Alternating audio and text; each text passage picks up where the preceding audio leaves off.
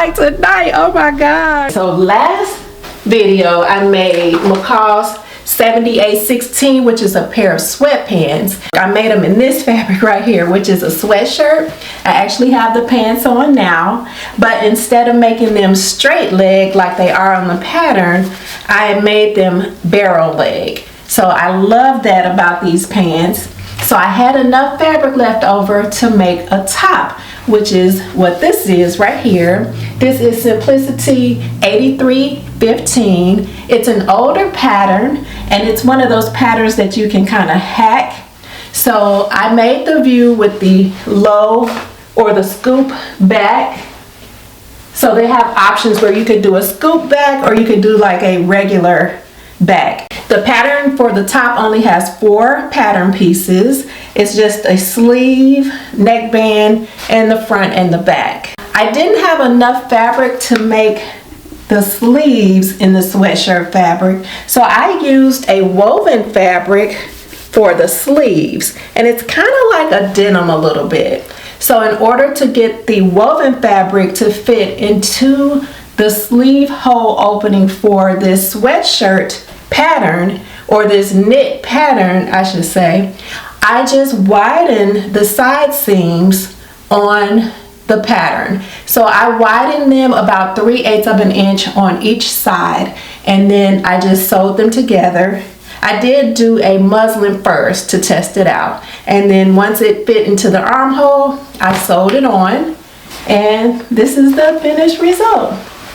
Really easy, and I'm so glad I was able to use up my scrap fabric. I love when I'm able to do that. Okay, so 2 things happened while I was downstairs recording, showing you this outfit. One is that I got a package from Amazon, which was this bodysuit. Now I already had a bodysuit, but I think it was too small because the other day I was putting it on and it ripped. And it ripped right under the arm, and so there's a hole. And I was going to repair the hole. I thought about it, but I was like, I think it's too small. So I just went ahead and ordered a medium. So that's what this is right here.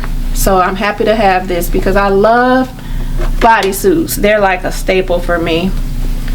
Oh, I hope this won't be too big. It looks a little big. I haven't tried it on yet. I just opened it. It looks so big. This leg opening looks kind of wide. I'll try it on in a little bit.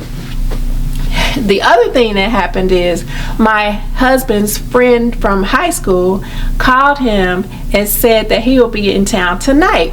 So he had called my husband earlier, a couple of weeks ago, and said he'll be in town. Would it be okay if he could stay here? And my husband was like, yeah, of course. We didn't know he was coming tonight. Like, he didn't give us a heads up. He just called a couple of hours ago and was like, okay, I'll be there tonight. So we're like, tonight, oh my gosh. So we were running around trying to clean up our guest room. We pulled the sheets off the bed. They're actually washing right now, and I'm about to wash some towels so that we can get ready for our guest.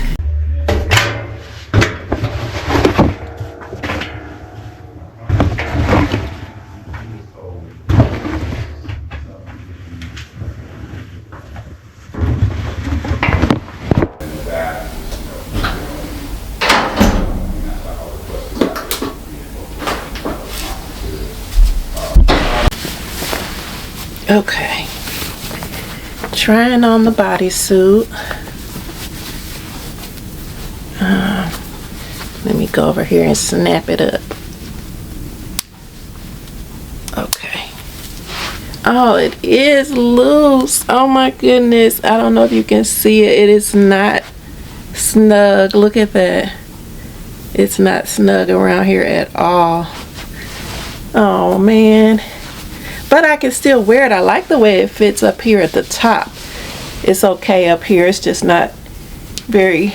It's super baggy back here. It looks like I'm wearing a diaper. I don't know if you can see that. Look at that. Oh my goodness. This is too big for sure. But maybe I could just kind of pull the slack that's in the middle. I don't know. And maybe stitch it closed or something. I don't know. Maybe I just won't worry about it because it does fit okay up here at the top. Look at me dropping my boots. I might just have to make myself my own black bodysuit so that it can fit better. But I am still happy to have it because the other one was ripped. So, oh well, I'll work it out. There was this lady at our church, and she was always involved in women's events. So whenever there was something going on with women, she would go around and, you know, maybe if there was a flyer, she would give out a flyer or give out information. Or sometimes they would have a booth or a table, and whenever women would come around the table, she would give them the information on events that were happening for women, right? So a couple years ago, there were 2 events going on, and she actually invited me to go, and I did go. I can't remember which one was first or second. I think the first event was actually a sewing event. Yeah, I think that's how it was. So we got together at the church and we were sewing pillowcases, and we were making dresses out of the pillowcases. So that was pretty cool. Then the next event that she invited me to was on this really nice like rooftop, and all the women came and they had food like a buffet style, and then we played games, and it was just a time just to get together and fellowship, and it was really, really nice. So we had a really good time. So I thought of this lady as someone who works with women, who loves women, who likes to get women together. And she ended up leaving the church because they moved out of state. She and her husband, well, her family, they all moved out of state. So I was like, oh man, you know, I'm not gonna see her around anymore. And we weren't like close, like we didn't keep in touch or anything like that. I would just see her at church and we'd speak, hey, you know, and keep it moving. So she and her family moved to Texas, and that was that, right? Maybe, I don't even know if it was a whole year, maybe 9-10 months later, I don't remember. My husband and I go to visit Texas, right? So we're in Texas, we're hanging out, and we decide to go to church. We're in church, sitting in the pews, and this church the church that we were at had these big screens, like almost like a jumbotron. So every now and then the screen would pan the audience. So I just happened to be, you know, just looking up, and lo and behold, the screen panned the audience, and the audience member that they focused on was the lady that went to our church that I was just telling you about. They used to get all the women together. I'm going to call her Lisa. So I was like elbowing my husband because, you know, they don't keep you on the screen. Not always. They don't always keep you on the screen very long. You know, if they pan, they might just pan a short little clip. So I'm like elbowing my husband like, look, oh my gosh, you know, there's so-and-so. So he looked up and he saw her too. And we were both like, what? Because we didn't know where they were in Texas. All we knew was that they moved to Texas. I didn't know what part. I didn't know where she was anymore, you know. So when I saw her on the jumbotron, I was just like, oh my gosh, like what are the chances? So I'm thinking, okay, we have got to say something to them and say hi, you know, because we're visiting and there they are, and we're just like, okay, this is just really ironic. So we were able to meet up with them after church. We went down where she and her husband were sitting, and we were like, hey, and of course, you know, she remembered us and everything, and we were all talking like, what are you doing here? Oh my goodness, oh my God, I saw you on the jumbotron. Because she was like, how did you know we were here? And I was like, I saw you on the screen. And she was like, what? So we just could not believe it. So we decided to exchange phone numbers, and believe it or not, we have kept in touch ever since. So when I go to Texas, I will connect with her and we'll get together and we'll get something to eat and catch up. And then last night I was out late. I say late, it was like 5 o'clock in the evening, so it wasn't like late. And I got a text message. So I was like, okay, let me see who this is from. So I'm reading the text message, and it was from Lisa. And she said, I'm in town for one day. Are you available? Sorry for the late notice. Are you available to meet for breakfast in the morning? And I was like, yes, of course, because I like her. She's really, really nice. So I am on my way to meet Lisa for breakfast. The place we're going is called Stacks, and this is Stacks.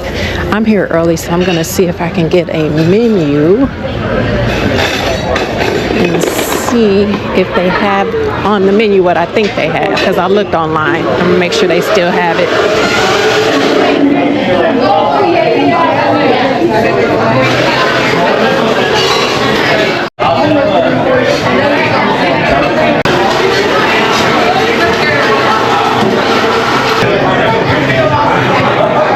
I'm in the city of Irvine, and right next to this restaurant I noticed that they have a Trader Joe's, so I'm just gonna look in here. I think I'm about 45 minutes early, but one thing I saw on the menu when I looked online was Ube Waffles, and I looked it up. Ube is a yam, a purple yam, and I think I want to try that. It sounds very interesting, and from the reviews of everyone that I looked at that tried it, they really like it. So I was like, okay, I'm gonna try something different today. So hopefully it's good.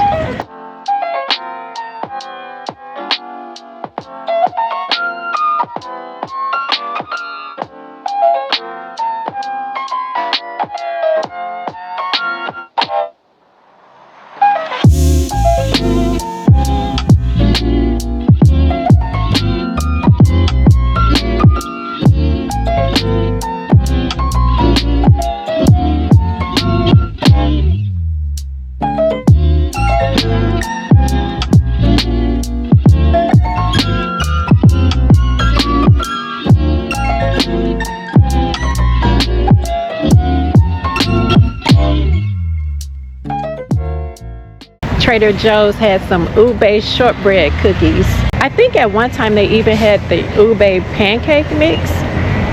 I saw that when I was looking up all the reviews. But if I like it and I think it tastes really, really good, maybe I'll consider getting the shortbread cookies, because I do like shortbread cookies. So I cannot wait to try these pancakes. Not pancakes, waffles. Are you out and about right now? I am. I'm actually meeting a friend for breakfast. Oh, that's nice. Yeah, so I'm looking forward to it. I was just vlogging about how I'm going to try something different today. So I'm looking forward to that. And what's to try something different? Meeting somebody for breakfast is what's different, or what you're going to try to eat? What I'm planning to order to eat. It's a place I've never been before, so that's pretty cool. Oh, okay.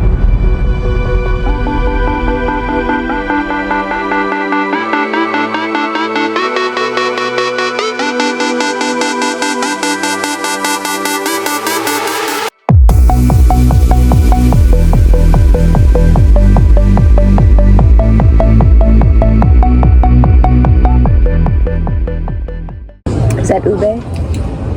Yes, yes. Have you had it before? Is it good? It's called Ube. It's a Japanese sweet potato. Yeah.